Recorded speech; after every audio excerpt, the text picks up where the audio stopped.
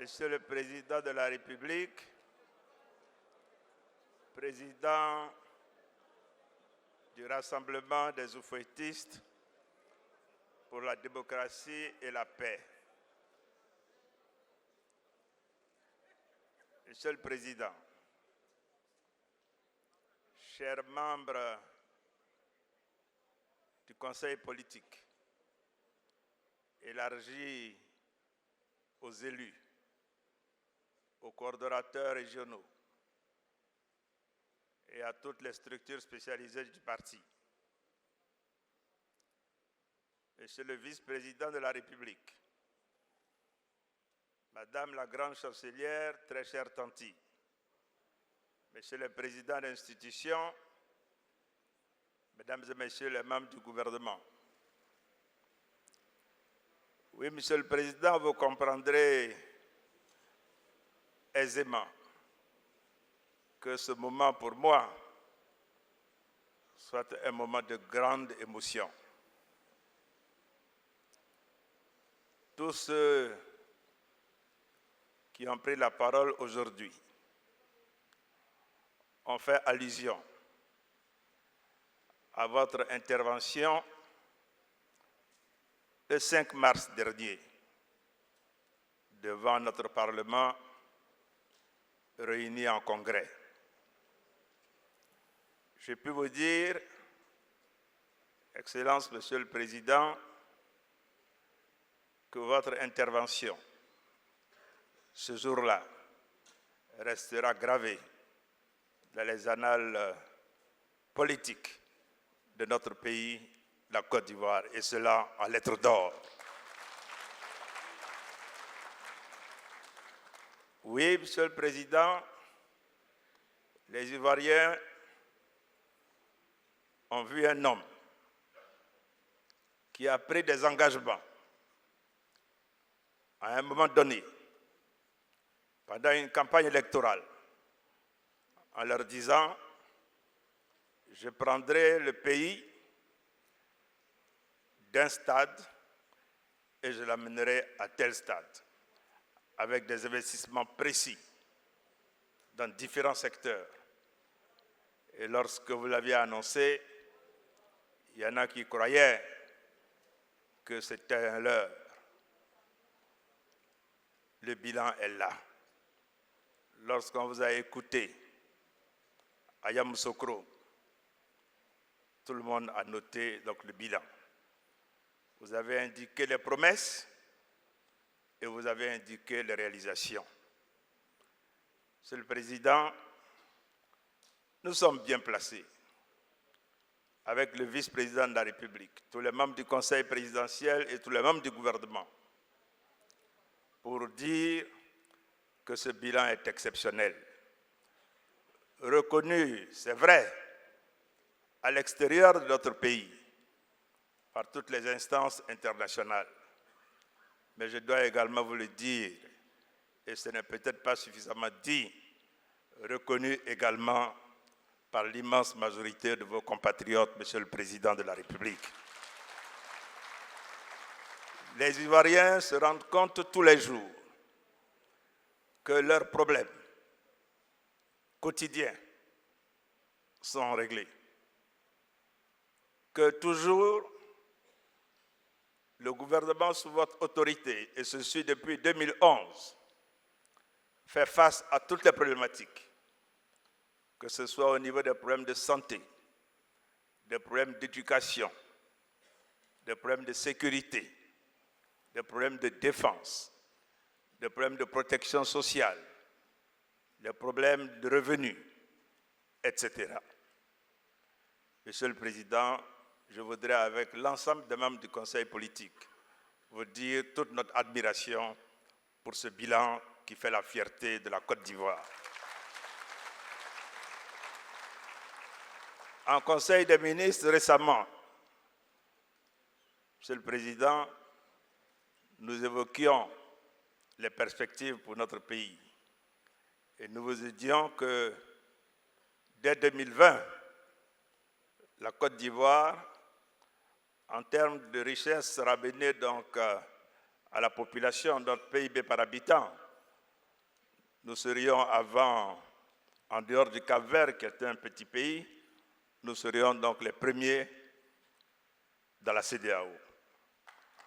Nous vous disions également, Monsieur le Président, qu'avec la dynamique de croissance engagée sous votre autorité, et ce suit depuis 2011, que 2021, donc l'année prochaine, avec la réévaluation de notre PIB qui a été faite conformément aux normes et acceptée par le Fonds monétaire, que la Côte d'Ivoire, dès 2021, sera la deuxième économie en termes de taille au niveau donc de la CEDEAO.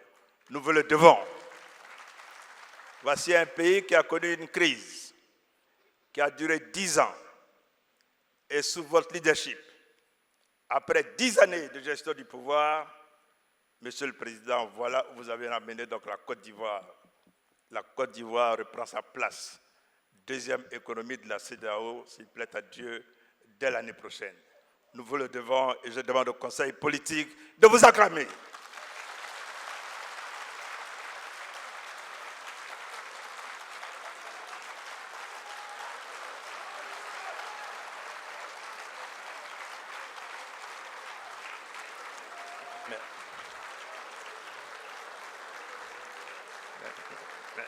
Merci, Monsieur le Président.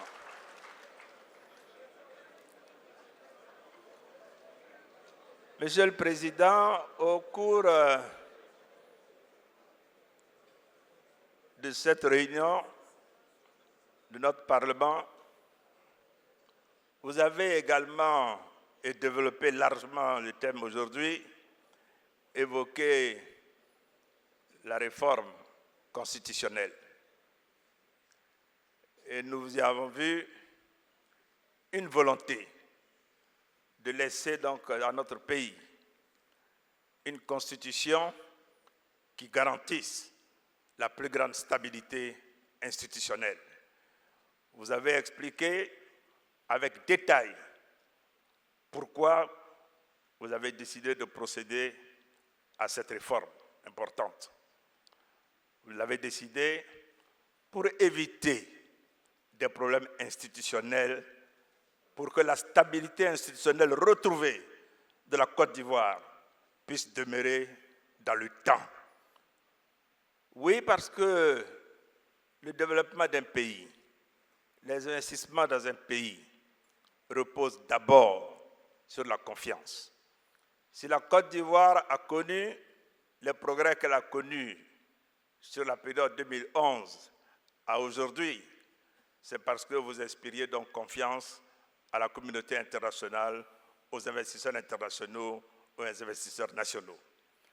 Donc, il faut qu'au plan également constitutionnel, nous puissions rassurer tout le monde et que l'on sache que notre Constitution ne comporte pas en elle-même des germes qui pourraient créer des problèmes institutionnels dans ce pays.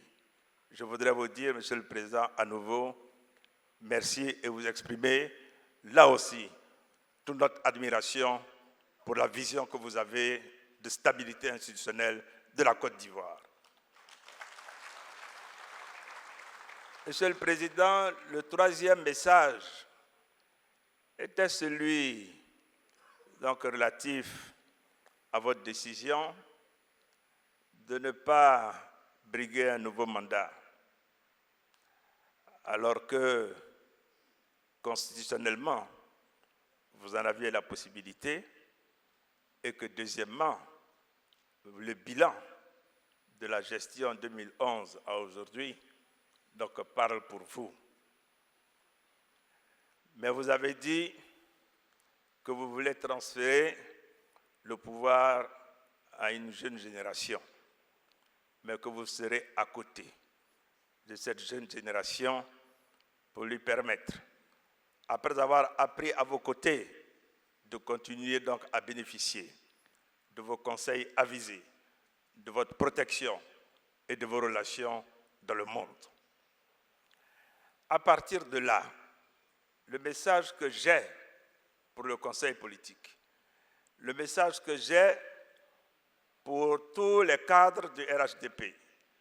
Le message que j'ai pour l'équipe, c'est de dire, Monsieur le Président, ce que nous vous devons, c'est une victoire sans embâche le 31 octobre 2020.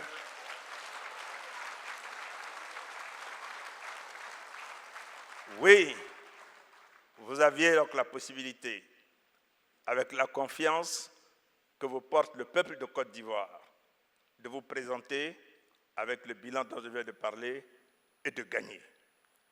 Vous prenez donc la décision de transférer à une plus jeune génération ce pouvoir.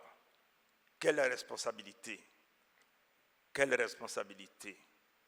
Quelle responsabilité! Je veux souhaiter que chacune et chacun d'entre nous mesure le poids de cette responsabilité. Nous vous le devons, chers frères et sœurs, dans l'unité, dans l'union, dans la cohésion, serrons-nous les coudes. Oui, chacun d'entre nous a des qualités et des défauts. Puisse Dieu faire en sorte que nous décidions de mettre ensemble toutes nos qualités pour que notre pays, la Côte d'Ivoire, à côté du président de la République, puisse continuer donc d'avancer. Nous le lui devons. Nous le lui devons. Nous le lui devons. Mais nous le devons également au peuple de Côte d'Ivoire, qui ne pourra pas accepter qu'après toutes les avancées de 2011 à aujourd'hui, sous le leadership du président Alassane Ouattara, qui décide de transmettre ce pouvoir à une jeune génération, le peuple de Côte d'Ivoire ne nous pardonnera jamais s'il y avait un recul dans notre pays, de notre fête, pour quelque raison que ce soit.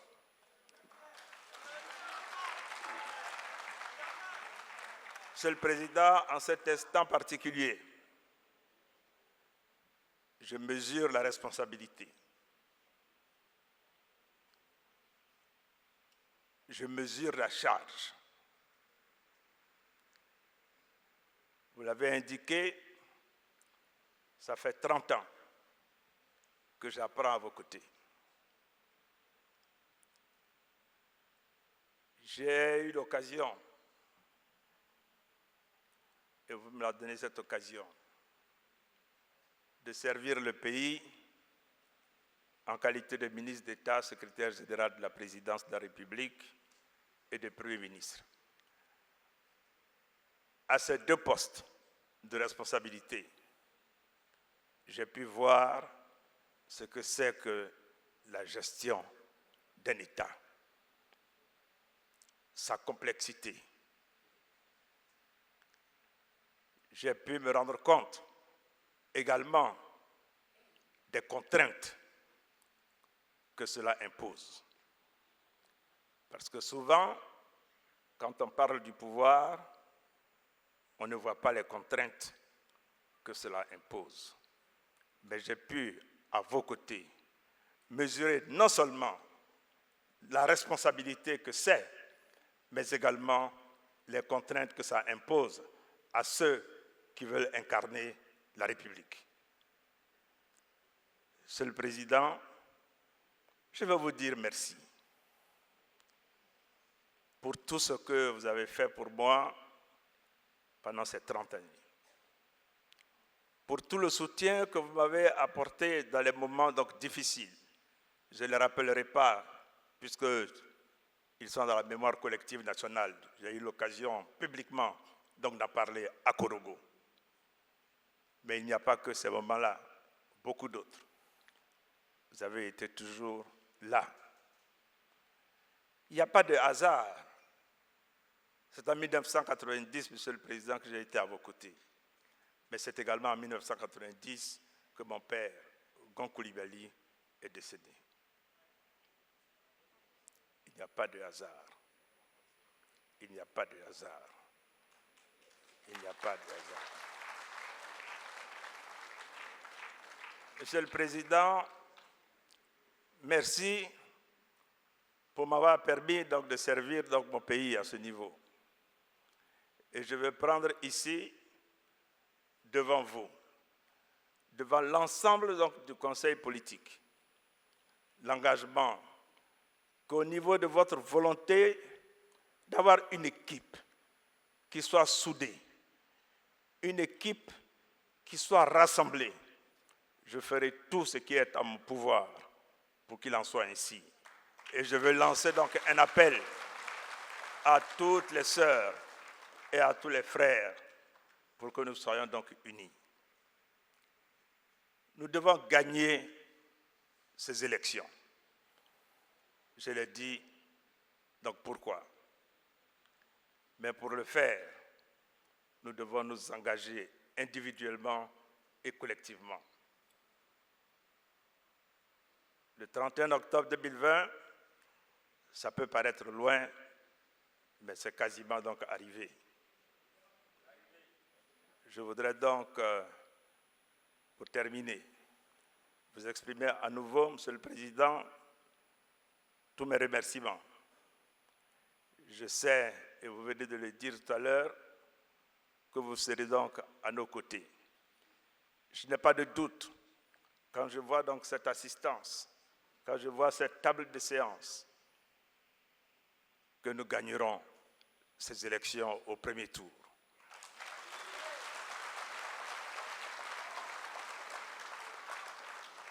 L'équipe travaillera pour qu'il en soit ainsi. Et me concernant, je donnerai tout pour qu'il en soit ainsi.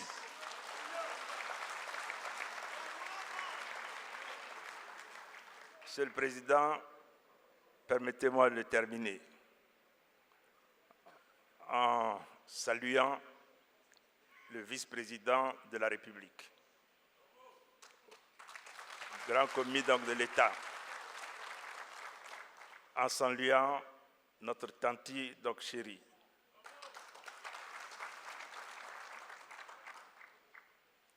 Merci, Monsieur le Président. Merci à tous les membres du Conseil politique pour la confiance placée à ma modeste personne. Mais au-delà de moi, c'est une confiance placée en une équipe. Et c'est l'équipe qu'il faudra regarder. Et je vous le promets, je ferai tout pour que nous soyons soudés. Je serai donc à l'écoute, je ferai tout pour qu'il en soit ainsi. Pour terminer, je veux confier la décision de ce soir à Dieu le Tout-Puissant. Merci, Monsieur le Président.